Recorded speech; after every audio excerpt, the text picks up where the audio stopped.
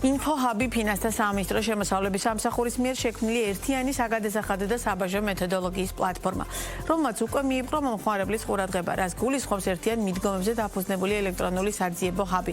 რამდენად მარტივადაა განთავსებული ინფორმაცია დაინტერესებული პირებისთვის და რატომ შეიძლება იყოს ის საინტერესო ამ და სხვა თემაის სასაუბრად შემოსავლების სამსახურისა და ბიზნეს პარტნიორის ყოველკვირეული რუბრიკის სტუმარია თეონეთ სიმაკურიძე, შემოსავლების სამსახურის მეთოდოლოგიის დეპარტამენტის გადამხდელთა განათლებისა და სერვისების მეთოდოლოგიის სამმართველოს უფროსი. მოგესალმებით, ძალიან დიდი მადლობა გაცემაში სტუმრობისთვის. ინფოჰაბი. რა არის? ამით დავიწყოთ ჩვენი საუბარი და ვისთვის არის ის საჭირო და საინტერესო? შემოსავლების სამსახური გადასახადის გადამხდელებთან და არა მარტო ჩვენს მომხმარებლებთან კომუნიკაციას ახორციელებს 8 საკომუნიკაციო არხის საშუალებით და აქედან ერთ-ერთი არის ინფოჰაბი, რომელიც არის სტრატეგიული მნიშვნელობის, რადგან ჩვენს მომხმარებელთა ცნობიერება და განათლების ნაწილი ზუსტად რომ ინფოჰაბის პლატფორმაზეა მიბმული. ინფოჰაბი არის ერთიანი მეთოდოლოგიური და საინფორმაციო ბაზა, ერთგვარი ცოდნის ბაზა, სადაც განთავსებულია საგადასახადო და საბაჟო ადმინისტრირებასთან დაკავშირებული ყველა ის საკითხი, რომელიც ჩვენს მომხმარებელს, გადასახადის გადამხდელს, ან პოტენციურ გადასახადის გადამხდელს შესაძლოა დასჭირდეს ჩვენთან ურთიერთობაში. ეს არის თქვა საკანონმდებლო ნორმები. ხო, ახლა ჩვენ კადრში ვუყურებთ, როგორ გამოიყურება, ანუ როგორია იდეაში, სად შედიხარ, რას ნახულობ და ასე შემდგომ. ახლა ეს ლაპარაკობ, ამის ვიზუალური ნახვის შესაძლებლობაც აქვს ჩვენს მაყურებელს ახლა. კი ბატონო, ანუ როგორც კადრშიც ნახეთ, საკმაოდ მარტივად გამოსაყენებელი პლატფორმაა, ძიების ძალიან მარტივი და მოქნილი ინსტრუმენტით, რომლითაც შეუძლია დაინტერესებულმა პირმა მოძებნოს ყველა ის ნორმა, სამართლებრივი თუ შიდამარეგულირებული თუ პროცედურული დოკუმენტი, რაც სჭირდება შემოსავლების სამსახურთან ურთიერთობისთვის და ბიზნესის ეფექტიანობის კანონმდებლობის სახით ან ბრძანებულებების სახით არის წეული, ხო? კი ბატონო. და ეს იმისთვის, რომ ჩვენი გადაწყვეტილებები იყოს მაქსიმალურად გამჭირვალე, მან განთავსებულია ასევე ფინანსთა სამინისტროს სისტემაში არსებული დავის გამხილველი, ანუ შემოსავლების და ფინანსთა სამინისტროს დავის გამხილველი ორგანოების გადაწყვეტილებები და ასევე სამივე ინსტანციის სასამართლოს საგადასახადო საბაჟო დავის გადაწყვეტილებები. ეს აძლევს დაინტერესებულ პირს საშუალებას, რომ თავისი ბიზნესი ძალიან ეფექტურად და მონაცემებზე დაფუძნებული გადაწყვეტილებები მიიღოს ძალიან ეფექტურად მართოს და შემოსავლების სამსახურს აძლევს საშუალებას, რომ დაინტერესებული პირებისთვის ერთ პლატფორმაზე, ერთ სივრცეში განათავსოს ყველა ის ინფორმაცია, რომელიც შესაძლოა ნებისმიერ პირს დასჭირდეს ბიზნესის კეთებისთვის და შემოსავლების სამსახურთან. კი ბატონო, ძალიან კარგი პლატფორმა, მე რამდენჯერმე მომიწია მასთან შემხებლობა და აქედან გამომდინარე ვამბობ ამას. თუმცა თვითონ შემოსავლების სამსახურისთვის რატო იყო ამის საჭიროება, ანუ რა გიბიძგათ, რომ ეს პლატფორმა შეგექმნათ? იცით როგორ არის, მხოლოდ ჩვენი მიზნებიდან გამომდინარე არ ვქმნით ჩვენ პროდუქტებს, ასევე ვქმნით პროდუქტებს არა მარტო ჩვენი, არამედ მომხმარებელთა საჭიროებებიდან გამომდინარე. მომხმარებელს ნამდვილად ჰქონდა საჭიროება იმისა, რომ ერთ სივრცეში ყოფილიყო სხვადასხვა მარეგულირებელი ინსტრუქციები, ვინაიდან ძალიან ძნელი იყო ინფოჰაბის შექმნამდე კონკრეტული გარიგების მარეგულირებელი სამართლებრივი ნორმის მოძიება სხვადასხვა წყაროებში და სხვადასხვა პლატფორმებზე. შესაბამისად, არა მარტო მომხმარებელთა ინიციატივით და მათი საჭიროებების გათვალისწინებით, არამედ შემოსავლების სამსახურის საჭიროების გათვალისწინებით, ვინაიდან ძალიან მზარდი იყო ვიზიტორების რაოდენობა სერვის ცენტრებში, ასევე კოლ ცენტრში ზარების რაოდენობა, მიუხედავად იმისა, რომ მუდმივად ქმნით ელექტრონულ სერვისებს, თუმცა სხვადასხვა სამართლებრივ ნორმასთან მიმართებაში მაინც არსებობდა ზარები.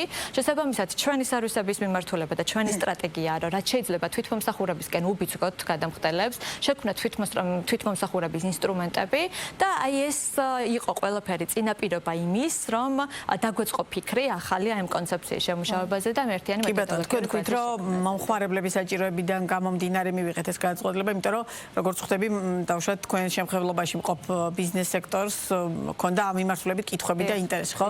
თუმცა რამდენად რეალურად იყენებს და ძალიან მნიშვნელოვანია ასევე, რამდენად მიუხედავად რომ საკანონმდებლო ნორმებზეა საუბარი, მიუხედავად რომ სასამართლოს გაწყო, რამდენად ისეთ ენაზეა ეს ყველაფერი გაკეთებული, რომ ადამიანები, რომლებიც აქ მხოლოდ ხილ ბიზნესზე ხო არა, შეიძლება მცირე და საშუალო ბიზნესის წარმომადგენელი იყოს, რომელსაც არ ყავს შესაბამისი თანამშრომლები და რომელთაც გარკვეულწილად შესაბამისი ცოდნა აქვს. ანუ რამდენად ყველასთვის ხელმისაწვდომია და ყველასთვის გასაგები ის, რაც ამ პლატფორმაზე არის განთავსებული. ამ პლატფორმაზე განთავსებულია ერთგვარი ანუ მატერიალი ისეთი, რომელიც ვთქვათ, დედანი საკანონმდებლო ნორმა, თუმცა ის ნორმები, რომლებიც ასე თუ ისე გაუგებარია სხვადასხვა სამიზნე ჯგუფებისთვის, მაგისთვის როგორც უკვე გითხარით, რა საკომუნიკაციო არხი გვაქვს, შესაბამისად ვებ გვერდზე ვანთავსებთ კონკრეტულად სამიზნე ჯგუფებზე მორგებულ კონტენტს.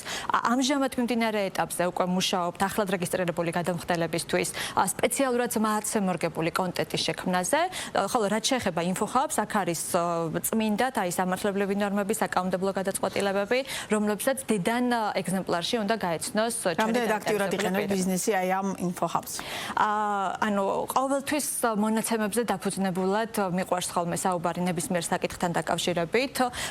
დღეის მდგომარეობით შეიძლება ითქვას, რომ InfoHubs-ზე არის დაახლოებით 14,000-მდე დოკუმენტი განთავსებული და აქედან 12,000-მდე გარემომხმარებლებისთვის არის ხელმისაწვდომი. ყოველთვიური ნახვების რაოდენობას, რა თქმა უნდა, ვამონიტორინგებთ და მუდმივად უყურებთ.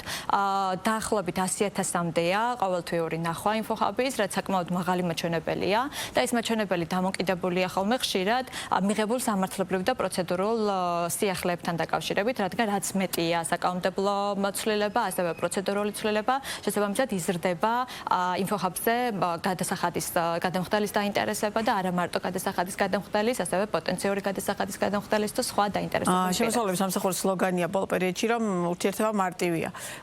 რადგან ახსენეთ გარკვეულწილად, რომ ახალ მიმართულებასაც ქმნით იმისთვის, რომ ეს ურთიერთობა მეტნაკლებად კიდევ უფრო გაადვილდეს, რა სიახლეებს უნდა ვალოდეთ უახლოეს პერიოდში?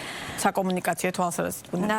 რა თქმა უნდა, ნებისმიერი პროდუქტი, რომელსაც ქმნით, მუდმივად საჭიროებს განვითარებას და ამ განვითარებისთვის ძალიან აქტიურად ვიყენებთ მომხმარებელთა უკავშირს, რათა ზუსტად მათზე მორგებული კონტენტით შევქმნათ და ასევე პროდუქტებით შევქმნათ დაინტერესებული პირებისთვის. აუცილებლად ხაზი უნდა გავუსვა ერთ ფაქტს, რომ დღეს მაგალითად როდესაც მოვდიოდი სოციალურ ქსელს უყურებდი და სოციალურ ქსელში ძალიან პოზიტიური გამოხმაურება ჰქონდა რამდენიმე დღის წინ ტექნოლოგიური თვალსაზრისით ცვლილება დავნერგეთ ავტორიზირებული მომხმარებლის გვერდზე, სადაც ანგარიშ ფაქტურების მოდულში ჩაშენდა ავანსის განაშთვის ნაწილი, რომელიც ძალიან მტკივნეული იყო ჩვენი კრიტიკული სამიზნე ჯგუფისთვის, ბუღალტრებისთვის. ამისი ცვლილების ინიციატივა ზუსტად მათგან მომდინარეობდა, რადგან მათ ითხოვეს, რომ მსგავსი ტიპის მოდული ყოფილიყო ხელმისაწვდომი მათთვის და შესაბამისად მინდა კიდევ ერთხელ მივმართო მათ ყველა საკომუნიკაციო არხზე დანერგვილი გვაქვს უკავშირის მიღების შესაძლებლობა. ჩვენთვის ძალიან მნიშვნელოვანია უკავშირი მათი კმაყოფილების მაჩვენებელი, მათი მოსაზრებები ამა თუ იმ საკითხთან დაკავშირებით და ვთხოვო მათ, რომ არ დაეზაროთ უკავშირის გამოგზავნა, ვინაიდან ეს ხდება საფუძველი იმის, რომ ჩვენ დავნერგოთ ცვლილებები და შევიტანოთ მათთვის საინტერესო პროცედურული სიახლეები ჩვენ საქმიანობაში. ძალიან დიდი მადლობა. თეონა ციმაკურიძე იყო ბიზნეს პარტნიორის პირდაპირ ეთერის სტუმარი.